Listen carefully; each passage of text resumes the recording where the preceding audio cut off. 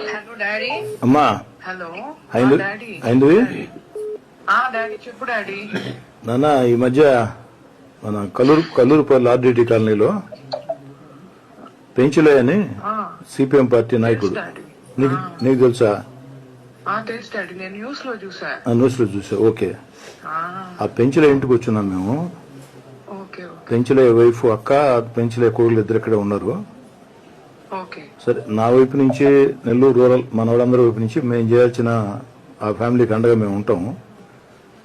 ఎందుకంటే పెంచులే చనిపోయాడమ్మా. పెంచులే చనిపోయిన తర్వాత ఏదో వచ్చాము పరామర్శించి వెళ్ళామంటే కుదరదు కదా.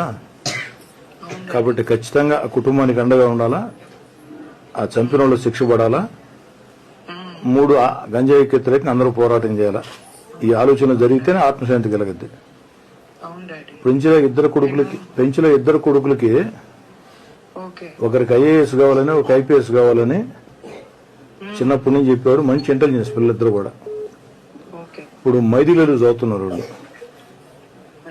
మైథిలీలు వాళ్ళతో మేనేజ్మెంట్ తో మాట్లాడితే మనమే దాన్ని మొత్తం ఫీజులో కడతామని. లేదు సార్, మేమే 10th వరకు చెప్పేస్తున్నాం, ఇబ్బంది లేదు. మా దగ్గర 10th 8th కదా, 9th. ఒక అబ్బాయి 9th, ఒక అబ్బాయి 5th. 10th వరకు మేమే బాధ్యత తీసుకుంటాం అని చెప్పారు. సరే, వాళ్ళు ఫీజులు తీసుకున్నా మిగతా విషయాలు ఏదైనా ఉంటే ఆ బాధ్యత మనం తీసుకున్నాం. తర్వాత 10th తర్వాత హలో పాపా, 10th తర్వాత నువ్వు ఒకరి బాధ్యత, వైష్ణవ్ బాధ్యత తీసుకోండి. ఓకే డాడీ, నువ్వు అంత దూరం చెప్పాల్సిన అవసరం లేదు డాడీ. ఆల్రెడీ మనం కొంతమందిని చదివిస్తున్నాం కదా, వాళ్ళతో కూడా వీళ్ళకి కూడా హెల్ప్ చేద్దాము. లేదు వాళ్ళకి కావాలంటే ఇప్పుడే వాళ్ళ ఎడ్యుకేషన్ కి 10th తర్వాత ఎడ్యుకేషన్ కి ఎంతైతే అమౌంట్ అవ్వద్దో ఆ అమౌంట్ నెఫ్టీ చేద్దాం అన్న కూడా చేసేద్దాం. అది మాట్లాడే కుటుంబంతో మాట్లాడే చెప్తాను. అయింది నాకు తెలుసు డాడీ. అన్న ఎలక్షన్స్ ప్రచారం అప్పుడు కూడా కలిసా నేను. నువ్వు కలిసావా? అన్న పరిచయం చేశాడు ఆర్టీటీ కాలనీకి వెళ్ళినప్పుడు. ఎవరు? అరవసీన్ అన్న పరిచయం చేశాడు ఆర్టీటీ కాలనీలో. చాలా మంచి వ్యక్తి అని అన్న కూడా చాలా సపోర్ట్ గా మాట్లాడారు. ఎప్పుడు అందుబాటులో ఉండే వ్యక్తి అమ్మ, తప్పకుండా కలుస్తారు, మీరు ఏం టెన్షన్ పడద్దని చాలా ధైర్యం చెప్పాడు. నాకు బాగా గుర్తుండిపోయాడు అన్న నాకు ఆ రోజు.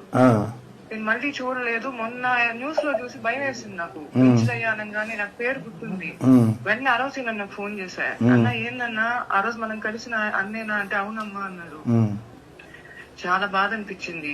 అంటే ఇంకేం అంటే వాళ్ళ ఫ్యామిలీకి ఏదో రకంగా హెల్ప్ చేయగలిగితే నాకు కూడా సంతోషంగా ఉంటుంది. అదే చెరువుకొని తీసుకోండమ్మా.